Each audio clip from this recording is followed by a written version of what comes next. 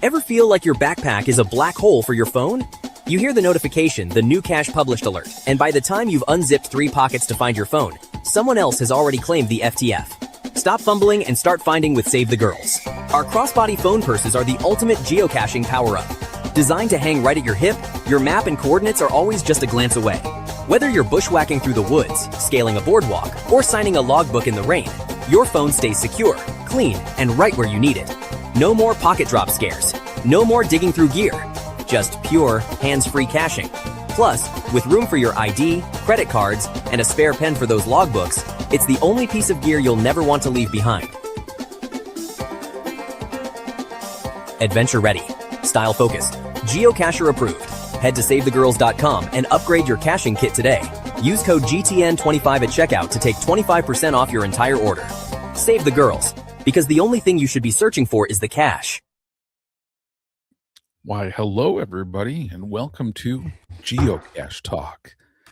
I am one of the hosts, the Pizza Ninja John, and with me is, that guy. Oh, you pointed the wrong way. I know, how embarrassing, right?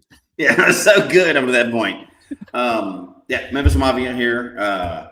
It seems like we're light another person again.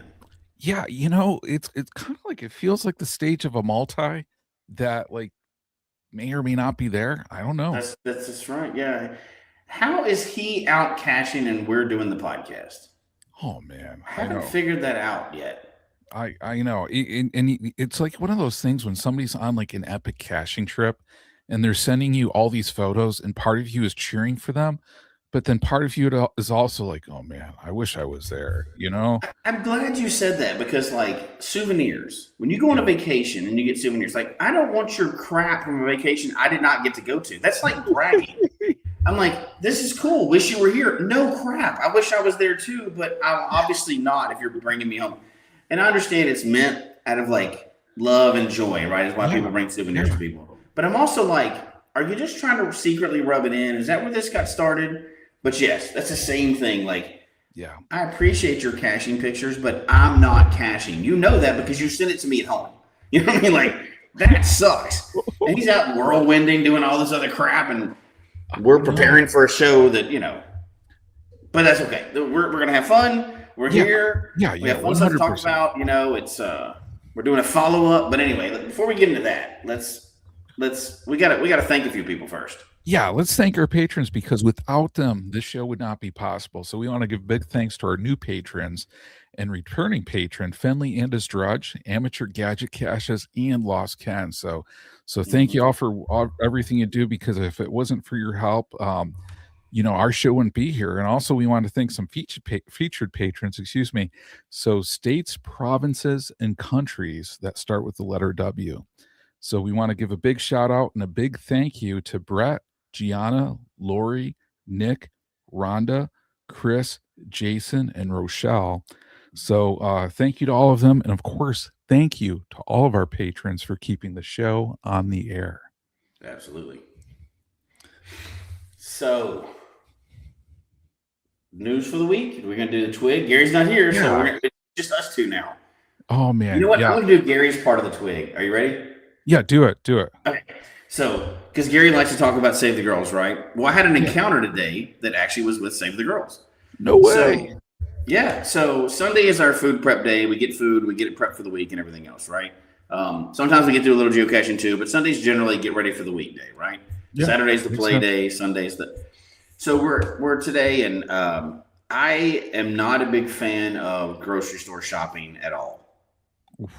I know that shocks you totally from how you know me, but yeah, I mean, you don't really give off like a guy who's thrilled the grocery store type of vibe. Yeah. Just saying, you know. Even worse, Costco was in the list today, in the rotation today. So we go there to get like bulk things, and we get a lot of produce from other places, but we get that, right? So, but Christy likes to wander when she goes to Costco because there's everything in there, right? Like, and because I do some of the other ones. A lot of times when I go, she'll be like, just hang here and I'm going to wander. Are you good? And I have a book and I sit out in the car and I'm just hanging out. Well, today she texted me after a little, because a lot of times she'll be wandering and she likes to enjoy that. And the ladies with tables and the samples and stuff, you know, and So today she texts me and goes, Save the Girls is here. And I'm No like, oh, way. what? I was like, I'm comfy in my book. And I was like, no, I need to go in. So I had her meet me at the door because she has I don't even have an ID to get in. She has the ID or whatever, So we go, she picks me at the door, we go in, and they had a booth. So the Save the Girls was actually at Costco today. They had a booth, and she was looking through, and she was picking out some stuff that she likes and everything else. But you want to take care of that one in the chat room? Let's monitor that one. I don't think that is a geocacher. So yeah, there was a lady there. She was talking to us about Save the Girls, and we talked about how we're working with them and everything else. And Christy found a color that she liked in a style that they make, but they don't make it in that color. Oh, wow. So she found like a bag that she liked that fit what she was doing, but they don't have them in that color. And so totally unprompted, the lady knew to go, oh yeah, just let them know. They're interested in feedback. So this was not like prompted by us, like we've been saying. Yeah. She sure as well knew, like, hey, they're open to ideas and everything else. And the lady that was working there didn't necessarily know about the trackable thing that we're working on together, but she was interested in learning about that. But she did know that, like, oh, they're open, they're trying to explore and build new things and everything else. So it kind of validated what we've been hearing, right? And so it was pretty cool. It was a totally chance encounter. We got to go and check them out in person, right? We've checked them out online before, but we haven't checked them out in person. And Kirsty's trying to decide what she wants for the trip this summer. And it was pretty cool, just a random chance encounter. So that's awesome. Gary's twig for the week. Oh man, that I got to see Save the Girls in person. So that is cool. That is cool. And how cool to partner up with such like an up and coming organization like that, to be like one of the ones earlier on board. I mean, that is just so cool. Well, and we've always been very careful with who we partner with because that's just how it is nowadays, right? Yeah. But Save the Girls, and I'm not to get into this long thing that Gary normally gets into because he's got the speech down, right? But he is they give money to charity. They Save the Girls. If you go into the whole story, it's about breast cancer and everything else. There's not much more on brand than if we have to deal with an organization, one that has a good purpose and it's dealing with cancer, right? So I feel okay about this. Like I've always been very hesitant, and so is Gary, about who we partner with. So we don't partner with a lot of people. We have to make sure we're really partnering with a good one, and I feel okay with this one. So I like it. We're doing pretty good so far. So that was Gary's twig for the week. Oh man. Well, do you want to do your twig, or do you want me to do mine? Because mine's pretty short, but also relevant. You know what? Maybe I should do mine, and then we go for it. You go for it first. Yeah, let me do that. You've always got more. You got an exciting week right now. So I'll tell you. Just so much this week, and everybody in the Northeast. I hope I did not jinx anybody with the weather, but guys, I got my snow tires off my car this week. So I was hesitant to do that too early on in spring because I'm like, the minute I get my snow tires off, we're probably going to get this like massive snowstorm coming through, and everybody's going to be like, hey, John got his snow tires off. It's his fault on this one. But I got my snow tires off. So that was big, right? But I want to talk a little bit about the Celebrate Trails Day CETO I did over the weekend. Because it was so cool. It was and I'll drop the GC code in the chat on here because I think people may want to check out some of the comments that people made in their logs. Just saying. I think people are going to want to check those out. But yeah, it was pretty cool. The weather that we had was not the most ideal weather. It was kind of like really foggy, rainy, misty, like one of those things where maybe you could see like 100 feet at best. But nice. 18 people came out for that one, so I really appreciate that. And actually, we had 4 people from Ohio, 4 people from Pennsylvania come out too, to beautiful Western New York for this one. Yeah. So that was pretty cool. And I got to meet some first time, well, new to me people I've never met in person, like I've talked to online or something, but 4 people who it was my first time meeting them in person. So wanted to give them a big shout out. Dropshot 74. 13 Emerson, where I know Nancy Johnson, tunes in, and so thank you, Nancy, for joining us, where she says your CETO event was her first event. No way, that is awesome. That is very cool. And she said, great event and yummy pickle pizza on that one in Western New York rules. I knew there had to be a pizza twist somewhere. Well, I mean, how could I do a Cito and not include pizza? I mean, when I think of trash, I think of pickle pizza. So I see how it works. No, my friend, no. Oh, that wasn't the connection. My fault. Yeah, okay. yeah. Not the connection people want, but okay, you're right. But I got to tell you, the pickle pizza was a big hit. Like if you read the logs on that one, you will see many great comments on that one. And Tyrone Shoelaces, he joined the chat. So thank you, sir, for coming. It was awesome to meet you in person. Really appreciate it, and especially driving up from Ohio on that one. Oh my gosh.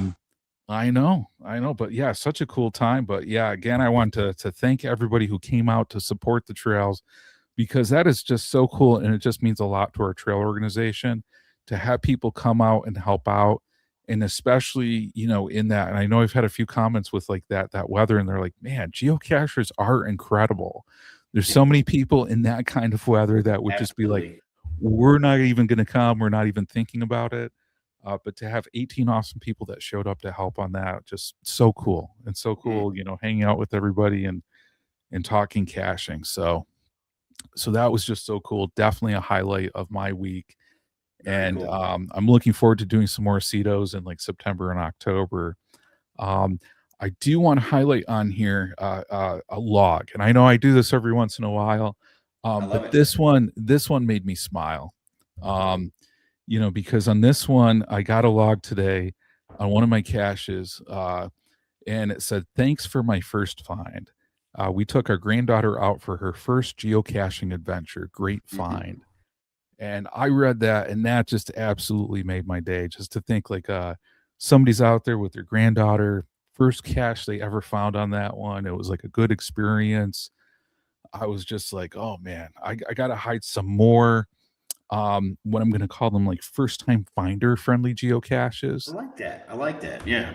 Because I think on that one, it's just like, especially for me, I think like on our trail, we have some areas, where people have like micro in the woods, I know some people love those, but I know for like first time finders, they can be a little bit tricky. I know audio listeners, Jesse's giving his thumbs up way up on that one.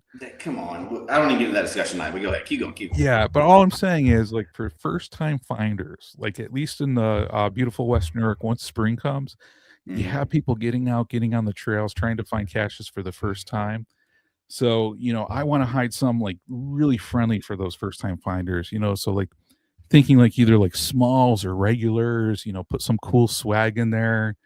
Just get people. So if they're getting out and trying this, there's going to be a cache that they're going to find, I think there's a lot of value in that though, right? Like we get the deeper you get into geocaching, you've seen so many things, like you've seen all kinds of stuff, right? We talked about on the show, and you get into like, oh, it has to be bigger and better and harder, and that's good, but that also means that you're leaving behind the new people, which we want in the game. So I think it's important to add those every once in a while. Now, I don't mean a crappy cache. I mean like a good, solid, basic cache for beginners to find that's easy, but it's also high quality.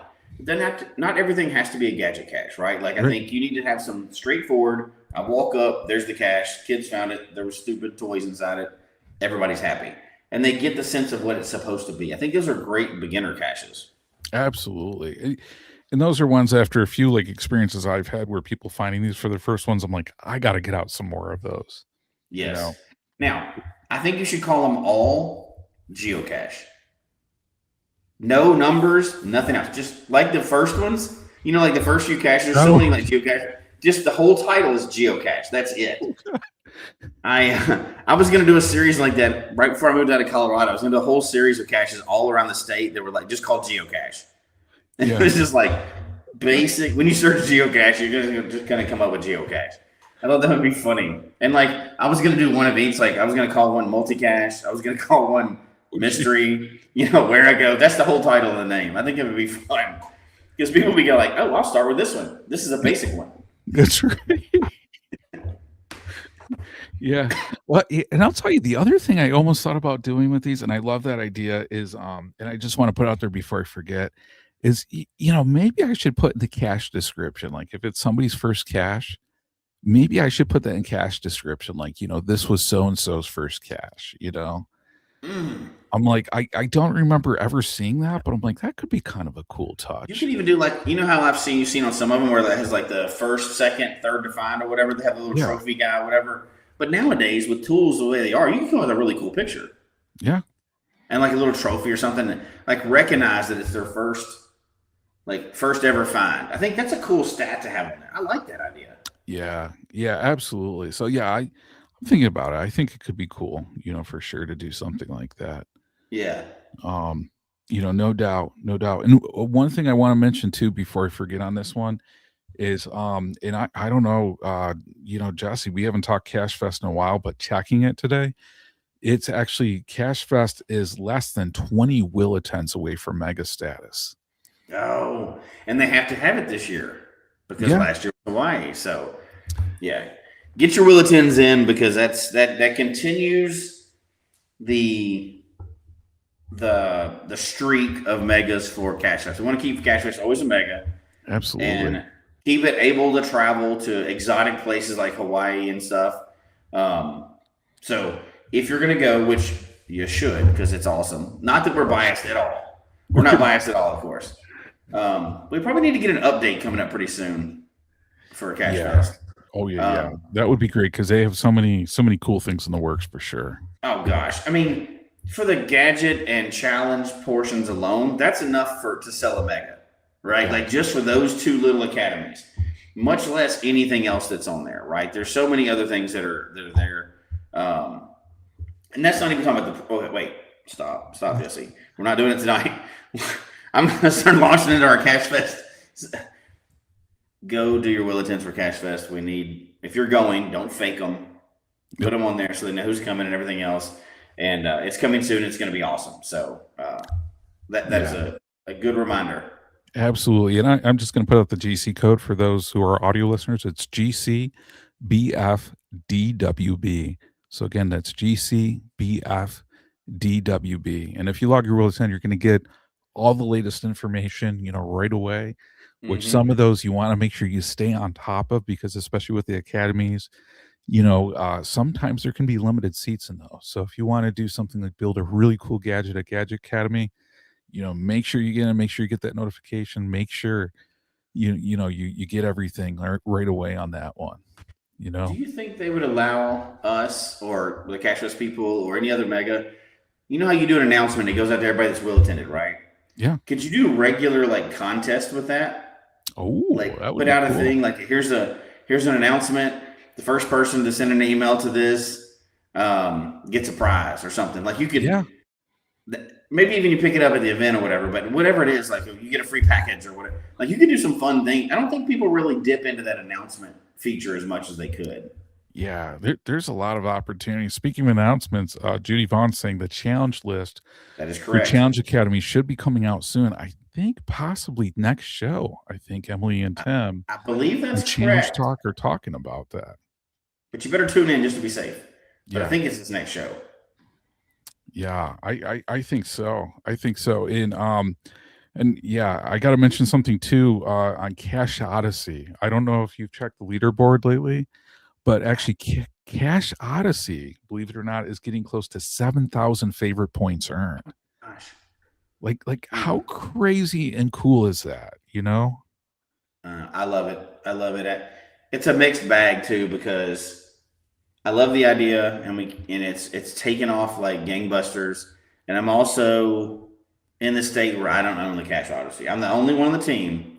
But my location was not as good as the location, Orlando, for visitors, and it kills me every day. I don't like being the bigger person and put it in the right place. I should have just stolen it myself, but I didn't. But I'm loving this, doing awesome, and I hear such good comments about it. And obviously it's a huge undertaking, and we got a lot of people working on it, and it deserves those 7,000 favorite points. That right there says that we're, if nothing else, spreading the word and showing that the concept is valid. You can make a non-sucky one-terrain cache. Yeah. Please try. Right? Those are amazing caches, and I'm tickled pink that people are loving it. Right? Like that's the coolest thing. It's not just because favorite points get us nothing, but it means that people actually like the concept, which is awesome. Yeah, absolutely. Absolutely. And last one on my twig, and I don't know if you know, it's somebody's birthday today. It's actually Derek Baker's birthday. So Oh, if you're friends with Derek on Facebook or text him a happy birthday on this one because it's his birthday today, and everybody knows we all love Derek, and just awesome guy on that one. So happy birthday to Derek if you're listening, and if not, make sure you wish Derek a very happy birthday. absolutely. Yeah. So that's my twig, Jesse. Okay, mine is easy and all your fault. So, What? yeah, you're the cause of everything I've been doing for weeks. So, Okay.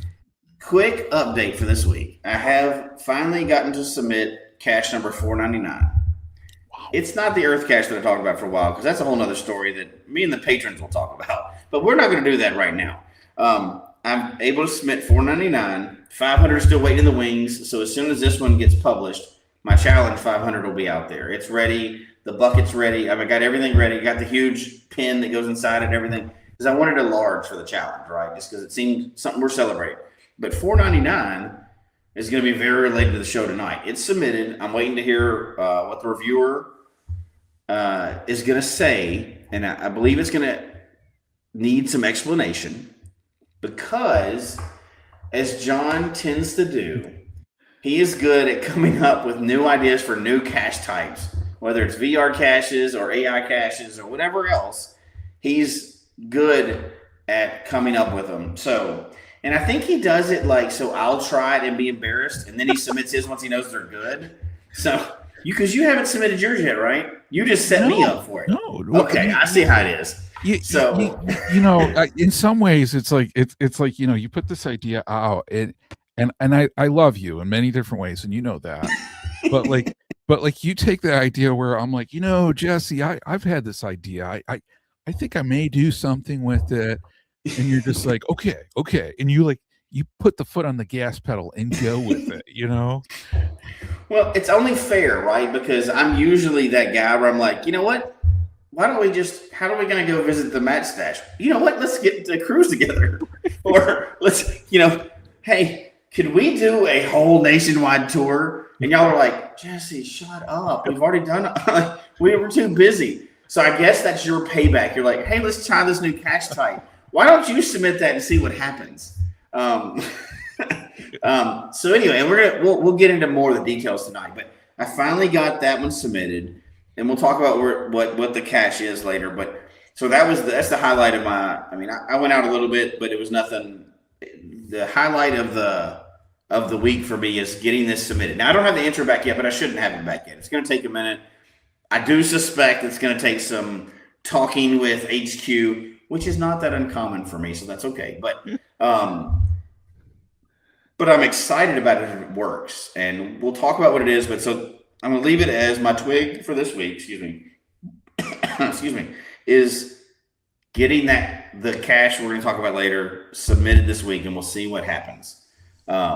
Yes, Jesse will try anything. Pretty much, yeah. I could write a book of stories, which I probably should, of dumb things I've tried. That would be a funny book. Don't do this in geocaching.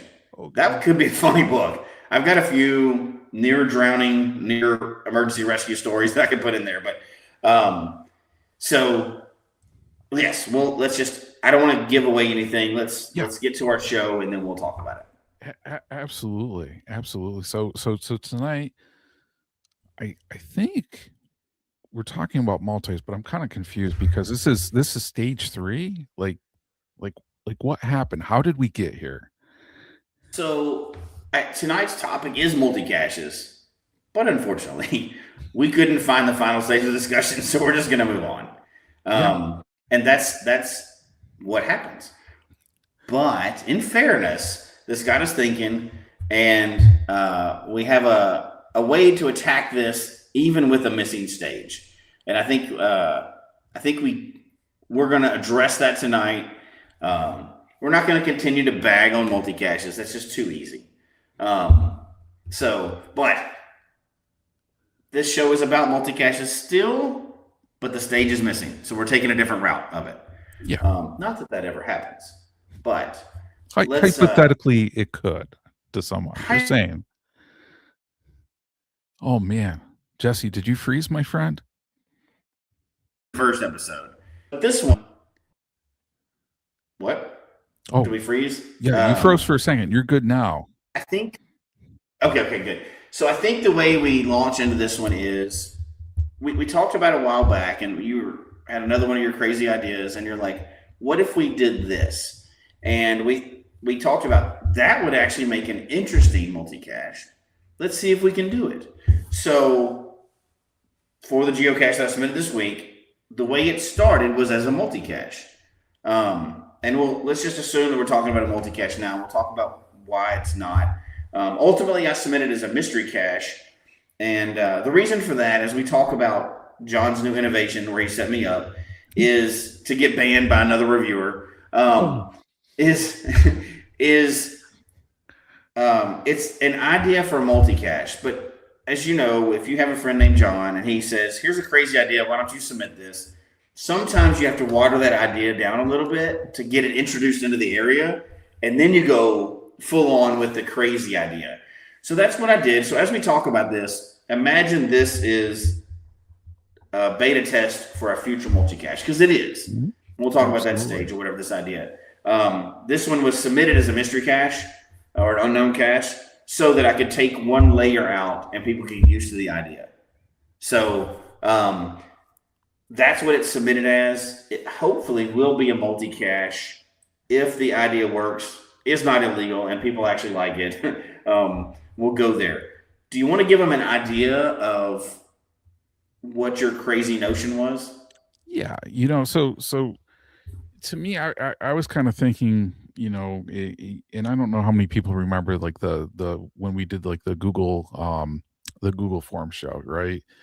And just thinking about kind of like response validation, like having to put something in. So almost like having a checker, right? So you have people put something in, and on that response validation, it kind of started with people putting in a word. So I showed a cache of mine, the Bridge of Death, and thinking like, okay, people have to respond back with an answer. It has to validate that response and then give them something from there. And, I was kind of reflecting back upon, kind of all the discussions we had with AI, and kind of thinking to myself, like, what is the role of AI, like agents or GPTs, and potentially looking at for response validation or for interacting. Thinking from that point too, and we are kind of talking about like different ways, but thinking like for puzzles or multis, and I thought this could actually be a really fun multi to incorporate like GPTs that we can build and customize with AI, and especially in a way to provide more of like an immersive experience too. So thinking about it from like adding like more of kind of like a richness, more of dialogue, like more of feedback onto this one. So, the thought kind of came up, conceptually, how would we do that? And, we developed like a few proof of concepts and thinking like, from here, like the proof of concepts work. It's funny, like Jesse and I sometimes will like text like, and we'll just like go down a rabbit hole, and it's like we're texting, we're just like, will this work? Can we do this? Like, how does it work? Like how on this one, we're getting people to test it on like a variety of devices. And we're like, yeah, this could work. This could be a good idea to put out there. But still, I think the question's out there when you do something new, how will HQ respond? Yeah. In that. So when we were testing it, taking a look, like, okay, you don't have to download an app to do it. You can do it from a website. It does not require you to have a account, on a website onto that one. So that kind of takes away, some different elements from there. And from there, I mean, it seems like it's feasible. So I know I built some proof of concepts, and I want you to kind of dig more into your proof of concept too, because I think I'll that walk was through the whole really thing. cool. Yeah. So I'm gonna some of the things before we walk through the whole thing, and this will tie back into the multi-cache at some point, right? But I think some of the things that you also talked about when we were brainstorming this idea is, why would we do this? Not just because it's something new, but because, as we mentioned, there's problems with multis, there's problems with puzzles, and a lot of those problems there's a breakdown in the chain. So this new idea is Most puzzles are static. Once they put them out there, it is what it is. This one will react to you. So we'll explain what that means in a minute. It also gives you feedback, so you have an idea.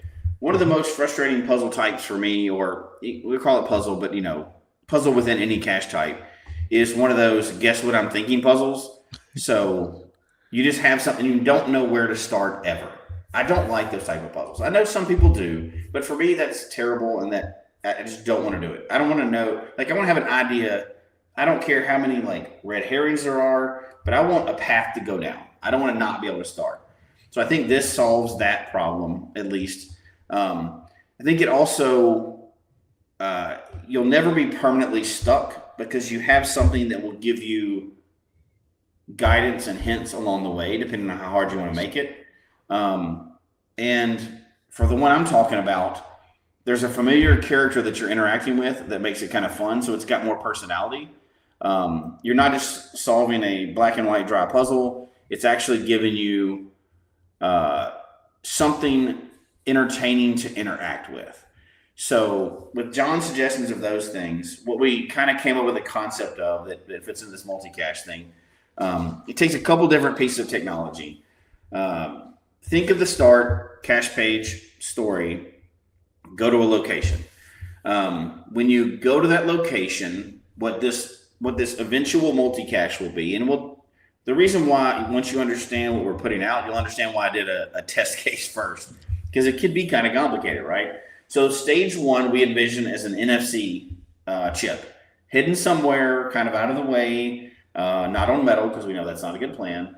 But it could be, let's say, I'm not going to give away everything on my future cache, but it could be, say, inside some kind of object, funny or not. Let's just call it a rubber duck. It could be inside a rubber duck, right? Absolutely.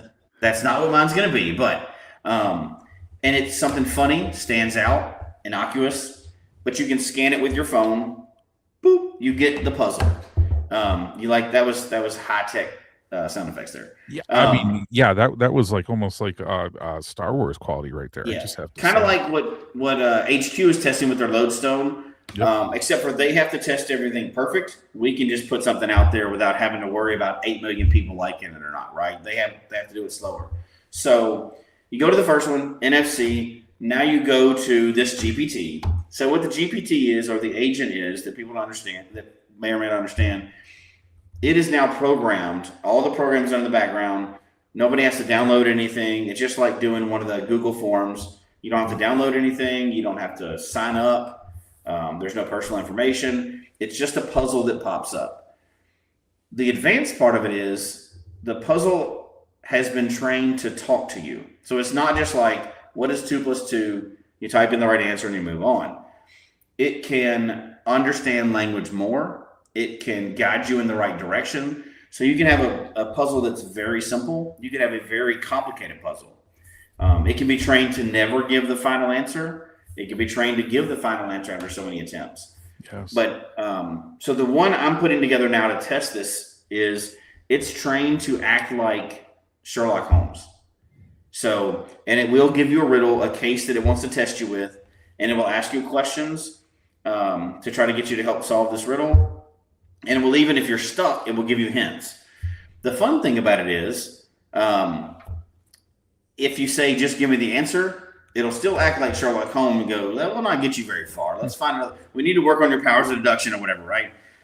So it's a puzzle. Now, this one has an end game to it. If you try so many times, it will give you the answer, because this is brand new and I don't want people to get frustrated and give up. And I think it's 7 times. If you try 7 times, it'll give you hints. So at the end of the 7 times, it'll say, okay, you're not ready for the case yet, but here's your geocache anyway. It's this final location.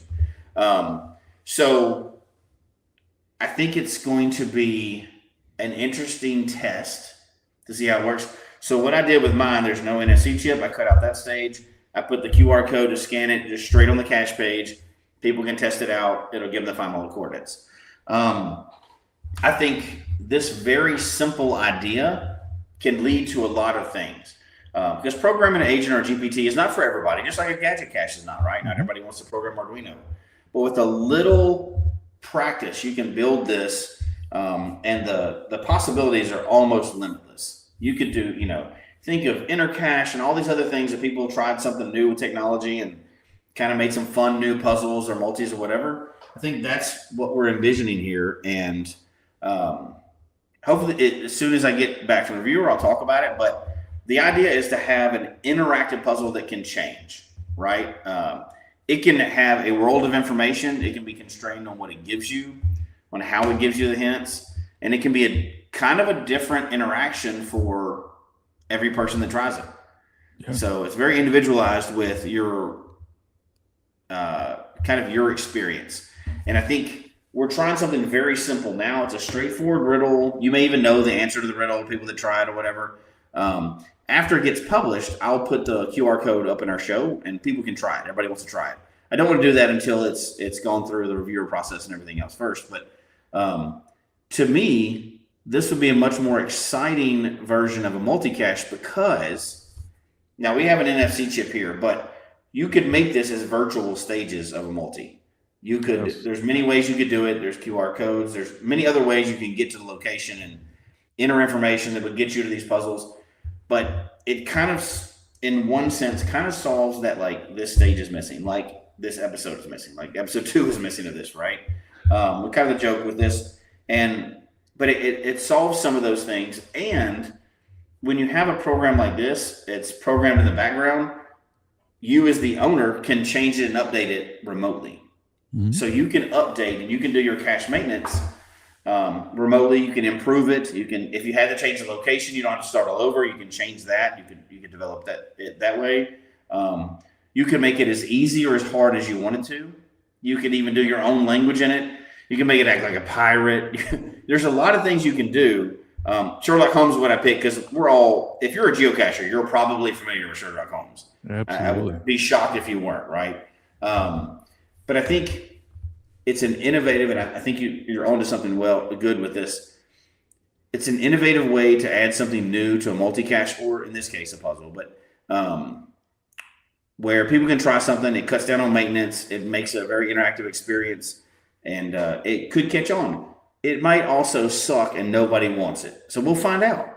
Yeah. I mean, you got to try. You got to try, right? Yeah. And I mean, and I love the way you're doing it with a fictional character because, I mean, everybody's familiar with Sherlock Holmes or almost everybody. A lot of people are. So then, like, doing that, like, you already kind of have a sense of what that gameplay could be in that interaction.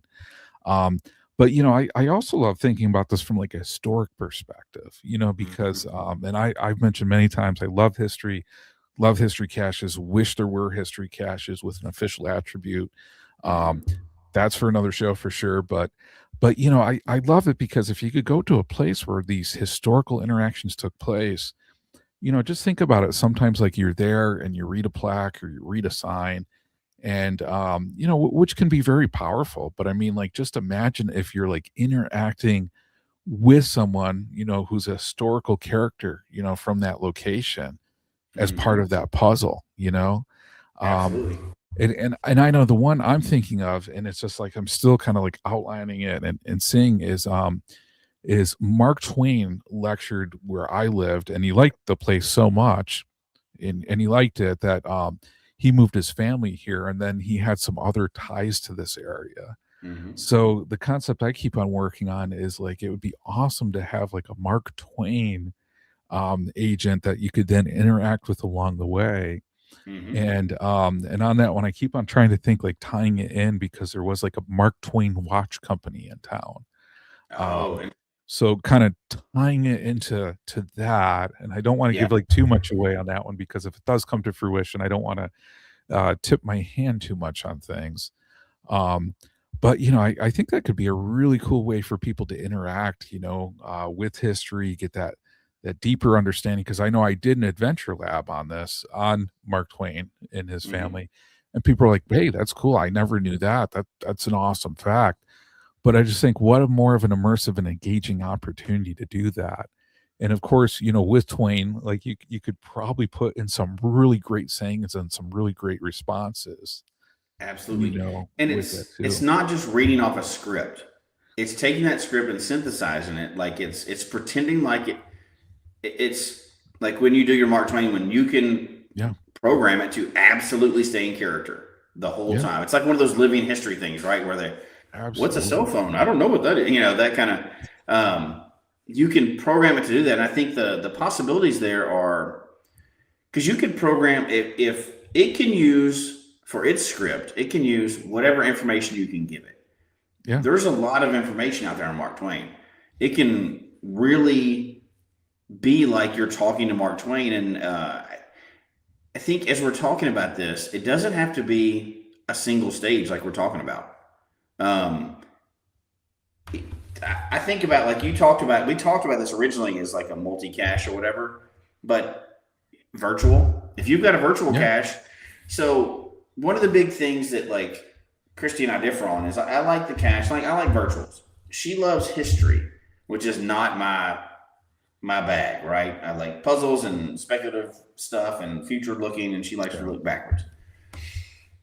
But imagine you go to a virtual, and now you've programmed this thing about, like, say you do it at Mark Twain, the watch company, or whatever else, right? If I wanted to, and I wanted to learn more, even after I found the cache, I could continue to ask it questions, and it could give yes, me a whole huge amount of information on whatever the topic was, whether it's Mark Twain or somebody else, or just the history of the area, or it could give you way more than a lot of people might want to dig into. But now you've provided a huge response, and there's nothing to say that as you interact with it and you give it the right information, it can't point you to zone two yeah. or stage two or whatever else, right? I'm having trouble thinking of what it can't do as far as an interaction with a cache type. I think you could do it with just about any cache type. And now, Yeah. like we talked about analog stuff recently, and that's a whole different thing. This is one aspect of the game, but we got to explore all those aspects, right? And I think for a tool like that that's widely available, I'm excited to see what people do with the creativity with this. Just like with gadget caches and inner caches and everything else. I think there's a possibility that this could be a fun new addition to the game. Absolutely. And I'll tell you one thing I love too is the educational component of it, because if you're like you're interacting, like how can it help you learn on there too? So I Mm-hmm. mean, if it is history, I mean, even if it's like about an earth cache as well too, maybe you could have it be like an earth cache guide, to help you Yeah, answer some absolutely. some questions. Because we all know, I mean, we had, Gary Lewis on the show, right? The Mm-hmm. inventor of the earth cache. And Yeah. in his senses, I mean, they should be educational. They shouldn't like require like a master's or an advanced degree, in order to Right, do. right. So, I mean, if you could have something to help people learn around along the way, I think that would be really awesome, and I think these really create that opportunity. Yeah, and I think we're going to try to do a show with patrons coming up because we don't want to do a whole show, a regular show about it, because not everybody's going to be interested in the details and the technical part of it, how to actually build one. Yeah, But I think we're going to do a patron show coming up, right, on one of those absolutely. on this topic, and I'm excited to hear what people can come up with. Like we have tons of ideas for us, um, but I think yeah that yeah Julie D. The reason I love Earth Cache is you have to think about them. Well, imagine if you had somebody with all the knowledge of that area when you get there, long beyond what you need for the Earth Cache, they could just explain, why does it do this? Why does it do this? That's Yeah. outside the questions. It can explain all that to you. Whether it's history or geology or whatever, I think this could be a whole nother element or layer that you add to an Earth Cache. I mean, not to an Earth Cache, to a geocache, Earth Cache virtual, whatever it is, Yeah. labs, because it's free and accessible technology. I think the flavor of it can be pretty much whatever you want. Yeah. And coming back to your comment too on the patron show, yeah, I think of that great patron show we did on like how to build virtual reality caches. Yeah, yeah, And I mean, and that was so cool because I mean, doing it with the patrons, we had such a fun group. A lot of them then joined in that virtual reality environment. yeah, And yeah. that was just so cool. That was just so cool. So yeah, I'm looking forward to doing a patron only show, on this where we can kind of dig into the whole process, how to create these, things Hmm. that we learned around along the way too, and really, open that up for people then to create some of their own. Well, I don't doubt at all that this will eventually become part of the game, right? Like Yes. people, anything that comes out, people find a way to make a puzzle or a cache out of it, right? Because that's what we do. Yeah. And I think I haven't seen a lot of people out there playing with this yet. So I think either through the patron show or just people talking about it, I think we can kind of be the first. It's always fun to be like the first one to put something out, right? Like you don't get to go back and be the first of many things. And, imagine you're the first person to put out a birdhouse cache or a gadget cache or one of these other things. That's a claim to fame right there. So I think getting to be the first one in your state is going to be kind of fun for people. And as we dig more into this, I think not just multis, although this initially came up for the multi show. And for me, the next step, if this one gets published and works, is going to be a multi-cache with it. But I think that's limiting. I think you could do it with where it goes. You could do it with all kinds of, because the where it go, you don't even have to put anything on the location. They walk to there, it pops up the QR code that links you to it. That's still a where I go, but you can make it much more advanced now. As we think about it, I think you could do a lot of things with this. And virtual stages cut down on maintenance and also add to the experience. So I think that could be quite a fun addition to the multi-cache or other caches that are out there. Yeah, absolutely. And I think you bring up a great point on the creating a virtual on there is on that one, because on that one, the likelihood of a virtual stage going missing versus a physical stage. Right. The physical stage, and I hate to say it, I mean, that happens way too often, with multis. Mm-hmm. And that's the one I had a conversation, at the CETO event, like afterwards with somebody, and they said, you can have awesome multis, and 100% sure you can have awesome multis.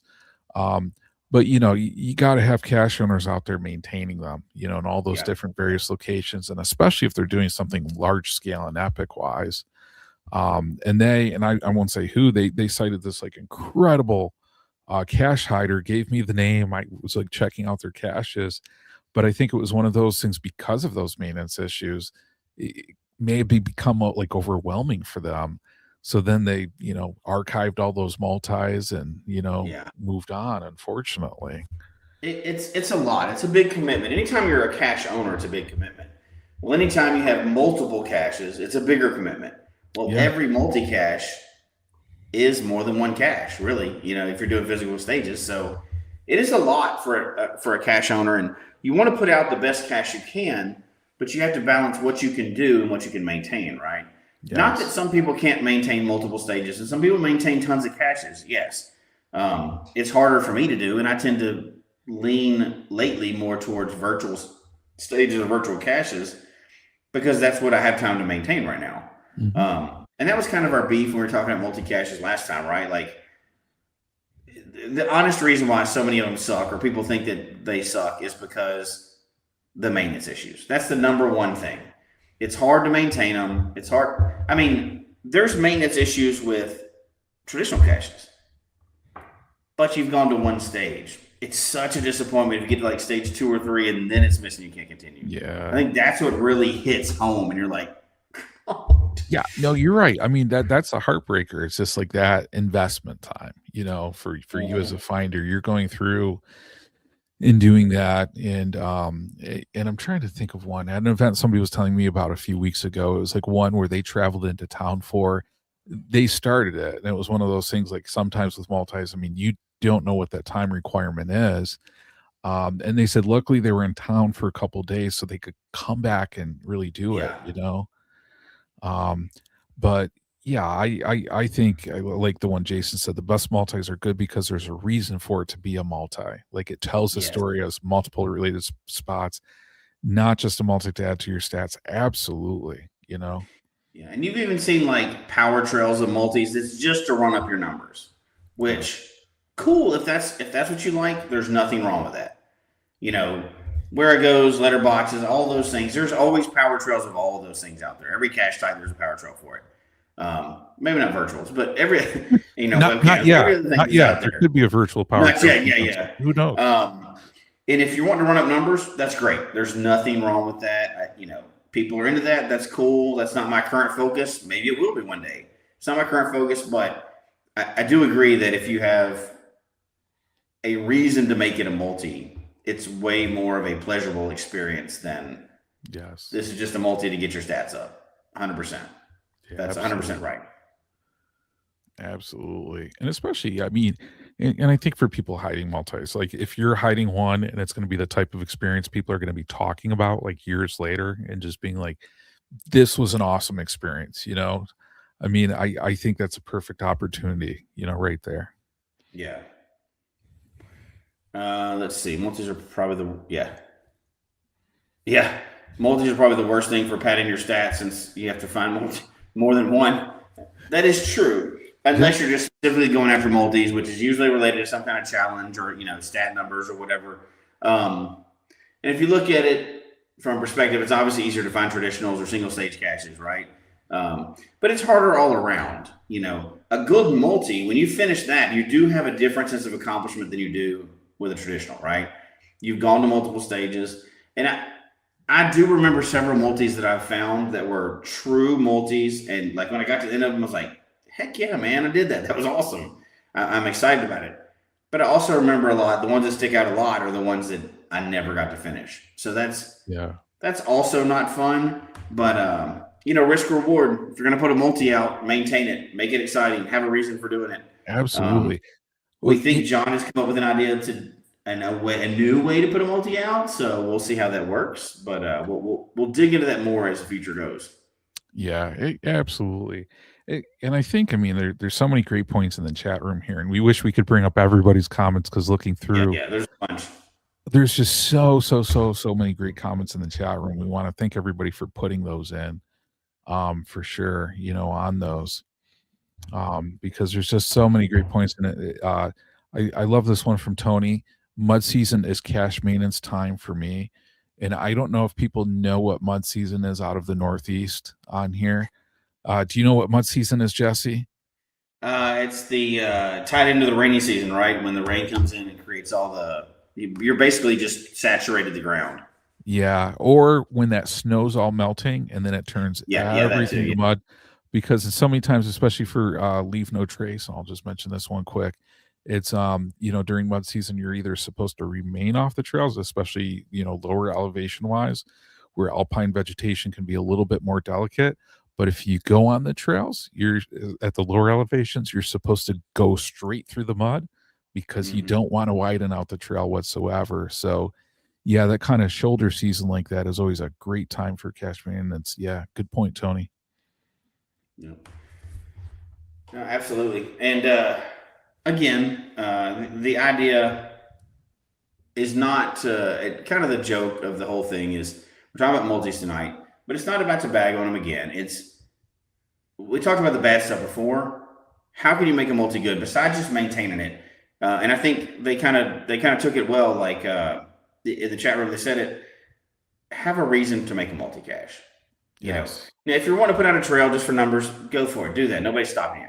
But if you want somebody to really enjoy a multi-cache, and we want to have a good opinion of multi-caches, have a reason for doing it, not just stages to be, mean or which also can be funny sometimes, right? But 87 LPCs in one parking lot just to get to the multi. Or whatever you're doing, I think it can be fun, but if it's done right, the more that are done right, the better the reputation of that cache type is. Because I would say it's probably the least popular cache type in America. But because of the complicated issues that come with it, right? Yeah. And I think Gary brings up a great point here. He says he has only 3 active multis, and they have, and this is awesome, 58%, 73%, and 92% favorite points. But Gary's comment on here, but fewer cachers search them out. And I think that's true because I know when I was like a new hider out there and putting out multis, at first I was like, these people are coming through town and not finding my multi. And my friend Roger just said, well, with this, when people are blowing through an area, multis can be a lot more time commitment. So sometimes, the dichotomy is like, it's either like people are not into multis or they're into multis and they invest the time. So here's a truth telling time. As I know you're getting into the comments now. This is good. Let's hit it at the end. But here's a truth telling, and we'll get back to the comments. Do you know how many caches you published? I already know mine because we just talked about it earlier in the show. I'm about to get to 500. Do you know how many caches you published? Yeah, I'd have to look, to be honest. Yeah. Take a guess real quick before you check. Take a guess. Um. What do you think it is? 100, 200, 7? Oh I mean, God. like, The stats are mistelling because they incorporate adventure labs. Um. that is true too. That's correct. Yes. So I mean, if it's like official HQ stats, I mean, those are on there. Yeah, I do see them as part of hides, but it's funny because when people say like hides to me, I still think like physical for the most part. Don't I'm ask me talking why. events and everything. Yeah. I think it's a little over 100, I want to probably say. Okay. So here's the follow-up question, part 2 to Yeah. that question. How many of those are multis? What is it? Two. Okay. Okay. That's not too Yeah. bad. That's not too bad. I just looked at mine. I'm about to hit my 500th, and I have done 8. So we're both pretty limited in the amount of multis out of all the ones that we've done. Yeah. That kind of tells you something, right? Like there's a lot to multis, and I think unless you have those multi hiders, that tends to be, from what I've seen, a much smaller percentage of the caches that people put out. Yes. Yeah. And I think so. And I'll tell you my motivation for putting out the 2 I did. There wasn't really many multis in the county where I live. I can't even remember, total number, to be honest. I'd probably guess it's probably single digits or low double digits, And it's by far of the normal cache types, right? It is by far my lowest found cache type, Yeah. by far. Some people are into them, but I think that tends to be kind of where we see, and we kind of gone over the stats before, but I can make all the comments I want, but the stats show the truth, right? Like it's the least cache I've found. I'm not counting webcams, right? Because those are so limited. Yeah, Matthew, 121 hides, 0 multis hidden. Just gonna throw that out there, Now there are people that have done a lot of multi-cache. Like there's multi-cache people that like multi-caches, right? But it's a lot of commitment, and I think that's kind of what we're talking about the whole thing. But they don't have to be crappy. There's a lot of tools you could use to make them better.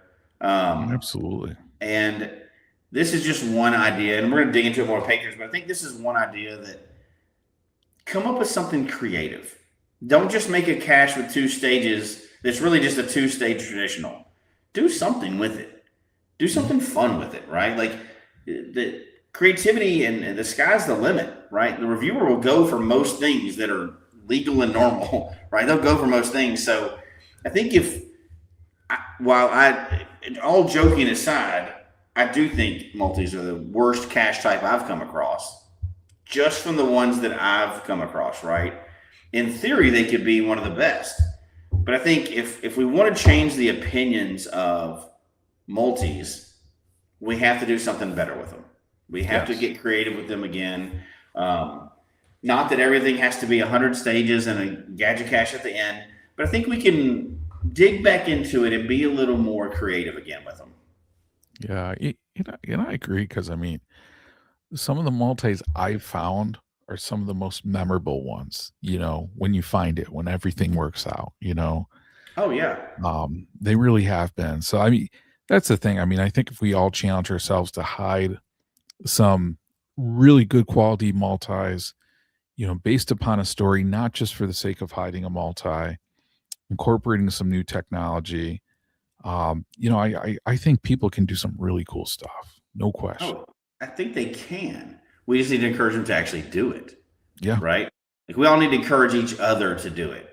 Absolutely. Now, as we contend many times on this show, I think every cacher, obviously there's exceptions, but I think every cacher to really dig into the game should try, or at least attempt, the idea of publishing one of every cache type.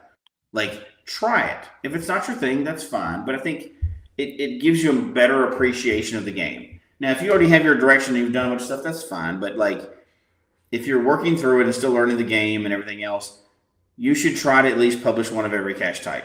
Now, that may take more in your area. It may be harder or whatever, but team up with people. That's the community part of it, right? But try every one, and you can if nothing else, you'll understand the difficulty of getting one out, and you can appreciate those more when you find them. Yeah, absolutely. And I like how you emphasize community because I mean, it's like if you can help out your caching community and providing a diverse amount and variety of cache types, I mean, that just creates potentially a much richer experience for people, to go Yeah. through. So at the end here, uh, I'm gonna be nice about it. I'm trying to have a nice way to say it. What is your verdict on multis as a cache type? Are we yes, it's good, or are we it's not so great after all? Did you see that little bubble pop up? Yeah, it would only give you a Did it thumbs again. up, so it wouldn't give Yeah, you the thumbs up bubble just popped up. and you got the power. I don't know. How do you not get it? I got it. I don't know. I mean, you got the power to do this somehow. Yeah. Let me ask it a different way because you're too nice. So let me ask it a different way. If you're going to find one of each cache type tomorrow, you didn't pick them. You're just going to randomly find them. If one of them's messed up, which one would you bet money it's going to be? Yeah, I mean, I agree. I agree. Yeah, so I'll put it this way, right? Okay, hold on. I'm told to do jazz hands. Let's see if there's anything. It didn't do anything. Come on, Direwolf. He just got me to do that for no reason. I thought I was going to do something. That's a bummer. It should have. But yeah, I'll tell you, it's like one of those things. Like if I'm going for multi, and I always like to think about this because, for certain things, like if you were driving a distance, so if you were driving distance for a cache on yes, you saw the favorite points on it, or something brought you to this cache, and you're driving a distance, especially if it's a multi. I'm reading through the previous found logs. That was my follow-up question. Yeah. And not just like the past two, but it's like one of those things where I'm there, I'm seeing like how many finds the latest like hot or how many finds like each person who found it had. So if somebody's like, hey, didn't find this, well, do they only have like 10 finds? Is it like a seasoned cacher with maybe like hundreds of finds or more? Reading through too on a multi kind of like what tips for seasons. And I'll put it this way because I think I mentioned this on the show. I found a multi on my way driving up to Lake Placid through the Adirondacks, right? Mm-hmm. I looked for it years ago. And when I say years ago, I think like 4 or 5 years ago. Didn't find it at that time. Seemed pretty cool. And I admitted defeat, and it sucked admitted defeat because I think I spent probably at least a couple hours on it. And it was a hard one. I think it was probably like a 4 or 4.5 difficulty. And I'm like, I'm going to come back and get this one. So, I think it was like maybe 5, 6, I don't know, like how many years later, I went back and found this one. Mm-hmm. And I'll tell you the gratification I got from finding that multi with that high difficulty and kind of like interesting field puzzle. Awesome. I will always remember that cache. But yeah, that one was one though, in that experience, dedicating that time, I'm like, I sure hope it's still there, and luckily I did reach out to the cache owner. So shout out to the cache owner on that one. Because, I just said, hey, couldn't find it. And they're just like, they assured me all stages are there, reasonably checked. So, just one of those things, if you're going for a multi and if there's any questions, don't hesitate to reach out to the cache owner too, on that one. So 2 things. One, there's a good comment that from High Speed Mom. She has 121 multi-hides with 500 plus favorite points. That's an anomaly. That is not normal. That is awesome. That's awesome. But it also means that she's actually maintaining her as well. So she's the exception to the rule when it comes to this. Her caches are not what these shows have been about. It's the other caches that they're about. And I think that is impressive. Yeah.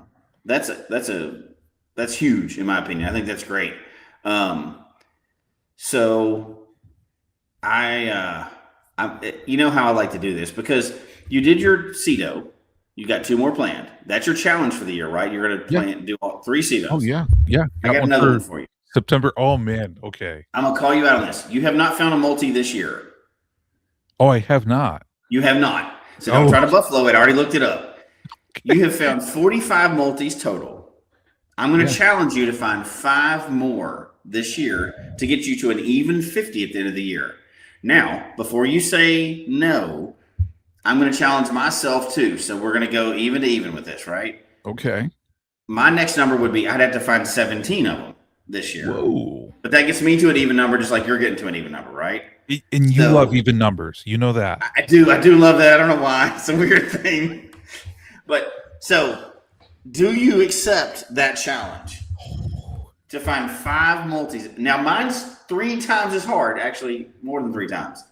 I'm betting on 17. You only have to get 5. Okay. What do you think? Do you accept that challenge? So I got to dig into the details on this one, my friend. Okay. How many are we going to do collectively together on Worldwide Cache Cruise as we go through countries around the Baltic Sea? We don't know yet. Oh, okay. This is wide open. Don't know. Now, and I've even got a reward / punishment at the end. So, are you ready for this? Yeah. Tell me what this incentive is. So, if one of us fails, if we fail to get these by the end of the year, you have to publish a multi-cache in the other person's name.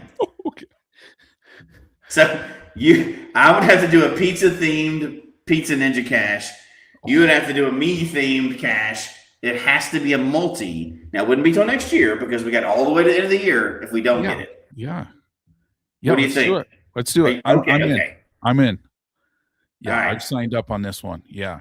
The ones in the trip still count. So, you know, there's no exclusions. It's just straight up. I mean, as we're going through Europe with our 120 plus geocaching friends on our Baltic Sea cruise, I think that could be prime time to get some. Well, 5 doesn't sound like a lot, but it's neither of us have found. I don't know how many I've found this year, but it's probably not many. So I don't know that I have found one this year. I just happened to look at yours so I could make the challenge, and you haven't found any of this. You hadn't found one since November of last year. Oh. Yeah, November. So, that was. I haven't looked at mine because it's probably embarrassed to say. All right, so are we good? Is that our open challenge? It's people have heard it.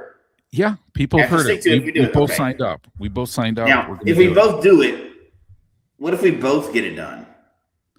Oh, man, maybe that means, Jesse, that we should try to do a multi that would require participation or something in your home location and my home location.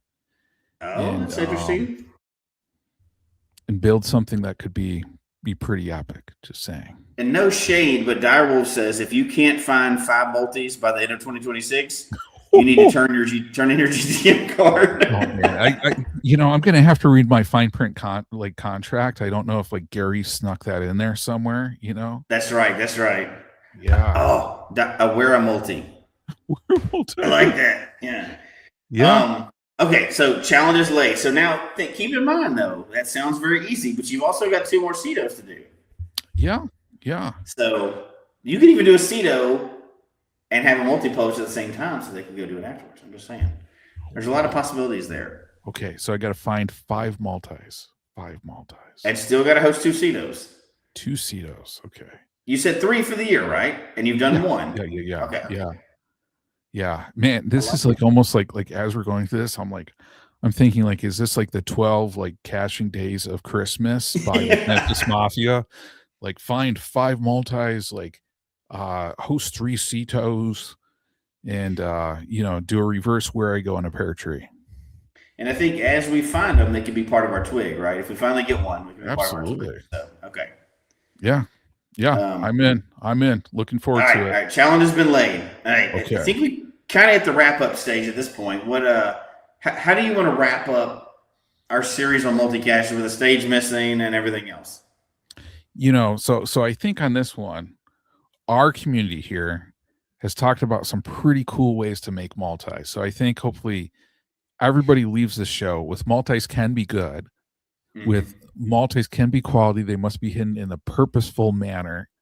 And on here, I think we've heard some great, multi hiders on here too, with doing some great maintenance on that one. So, So yeah, I know I'm fired up on Maltese. I'll tell you that.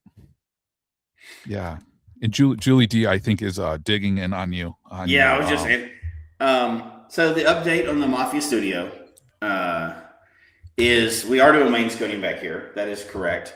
The top half of the color is in. We're going to put another coat on that. My oldest geocaching daughter came in town this weekend, so all the plans for the podcast studio were put on hold so we could hang out with them. This will be a wainscoting area here with some pictures on the wall and stuff like that. And I'll be in another section of the room. I say section of the room like it's a tiny room, but in another direction of the room. We'll do a full studio tour once it's done. But I got to do a few things. There's some electrical work I'm doing in the room and everything else. So it's going to take a while, but you'll see the evolution of this room as we go. And hopefully any echo will be gone and things like that will be gone. So it'll be fun. We'll see. Yes. No green screen. Mine's all real. Oh man, 100% authentic. Wouldn't this be funny if this was a green screen? Like, hey, can I have a crappy painted wall with like a shadow behind me as a green screen? That would, I'm thinking, Jesse, what I should do is I should get a simulated green screen of your wall to put behind me. That's right. And then, but only if you updated it each week. Or each couple weeks, as I'm able to do some more stuff to it. So. Yeah, well, I mean, if track record shows, I mean, it would have been the same for the past like 2-3 weeks now, right? So do you think we should do a MTV Cribs style for a patron show one time? Like, here's the studio that I broadcast from. I think that could be kind of fun. Yeah, but wait till my studio's done. Yeah. Okay. We'll wait until it's done for there. But yeah, we could do some funny like GTN Cribs, like MTV Cribs or whatever. Come on in, let me check out the studio. This is where I produce the magic, right? Like, I'd be like, guys, this is where I eat one pizza every day, at least one pizza. I'd like to think that's a joke.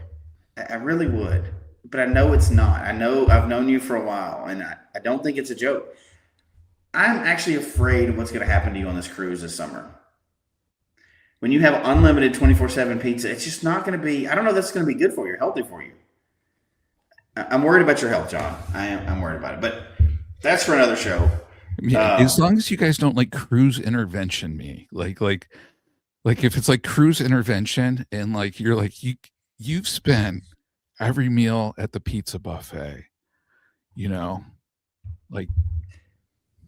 So, no, we're not going to do an intervention. This is your chance to just go ham on the pizza, right? With no jokes about it, just go for it. Yeah, and I mean, right. And I'm glad you guys are so agreeable when I'm going to be like pounding on your door at 2 a.m. and be like, Jesse, pizza buffet. Yeah. And I'm up. I'm ready. I'm good. Yeah, that's what I like. All right. But because we're getting so far off now, I'm going to give my final thoughts on multis. Yeah, go for it. Multis suck, but we can make them better. Yes. You didn't think that next part was coming, did you? You just thought I was going to leave it at multis suck. You had me. You had me for there. I was just like, uh-oh. Yeah. No, my experience of multis has not been the best in the world. I've had some awesome ones, but I've had a lot of non-awesome ones. But I do think it's a type that's worth investing some time in, and we could really make them better. Absolutely. Yeah, I fully agree. I think multis, can be done very, very, very well. And it's awesome that we had so many people in the chat today who have made so many awesome multis out there. So totally appreciate it. And as always, it's the community and the people that make the Geocache Talk shows so awesome on here. So thank you everybody for chiming into the chat room. Thank you again to everybody who showed up to the CETO event on Saturday. That meant so much to me to have so many people there helping out our trails, especially when the weather was not ideal by any means. But yeah, certainly thankful for all the great comments upon pickle pizza too that everybody enjoyed at the CETO as well. But thank you everybody. And just as a reminder, no show this Tuesday. It's the last Tuesday of the month. So Puzzle Talk will be back for the first Tuesday of, and this is crazy to say May. I know every time I say May is coming up, it's like blowing my mind. Crazy. You know? But yeah, so stay tuned. Puzzle Talk will be back on the first Tuesday of May. And when is Challenge Talk coming back? Oh, Challenge Talk is coming back second Tuesday of May. Okay, second Tuesday. Yeah, and then third Tuesday of May is going to be Gadget Talk. So Chad and I are really, really, really excited about that one. A lot of good multi ideas that we were talking about last show, so it should be a great time. And Jesse and I will be back next Sunday, and we may have somebody with us, I believe. I don't know if we will. We may just, we fired him. So he's fired him for his own show. So we're going to see what happens. Maybe we'll let him back in. I don't know. We'll see. We'll take a community poll. We'll see if we let him back in. You told me he was like going after like a stage of a multi, and it's been taking a while. That's what you told me. It's the lost cache of Forgotten Gulch. It's gone. Oh, okay then. What was the who was it? Billy Finder that went after that one? You know the travel bugs. Come on. Lost Cache of Forgotten Gulch. Billy Finder, never to be seen again. Yes. Okay. I am so disappointed in you, John. Go after the show. You need to go listen to the whole Travel Bug CD again. Just listen to it all. Yeah. Don't even talk to me again until you listen to the whole thing. Okay. I feel like this is so many challenges you're handing out my way, and I should be like, hey, you're challenged, Jesse. Eat a pickle pizza. I'm kind of the challenge guy. That's what I'm into. So what do you expect? Okay, you wrote a book. I'll give you that. I'll give you that. Whatever. Yeah. Okay. Well, hey, thank you everybody for joining us. It's been fun. We'll be back next week, and take care, everybody. Have a great night, everybody.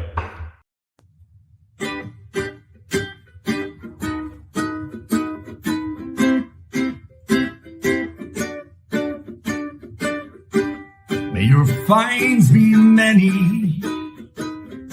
and your DNFs be few. May the terrain and difficulty both be less than 2. And whatever it is you're looking for, may it find its way to you. And may we all meet again. Folks, we hope you've enjoyed the show tonight. Please email us your comment at geocachetalk@gmail.com. Don't forget to follow us on Twitter, Instagram, and Facebook. The show can be found on Apple Podcasts, Stitcher, Radio Public, or Spotify, as well as at the Geocache Talk website. Don't forget to click that subscribe button below and ring that bell notification so that you can see and hear the show on a weekly basis. And tell your friends about the show. Get them involved with us in the chat room. And until next week, don't just talk about geocaching, go geocaching.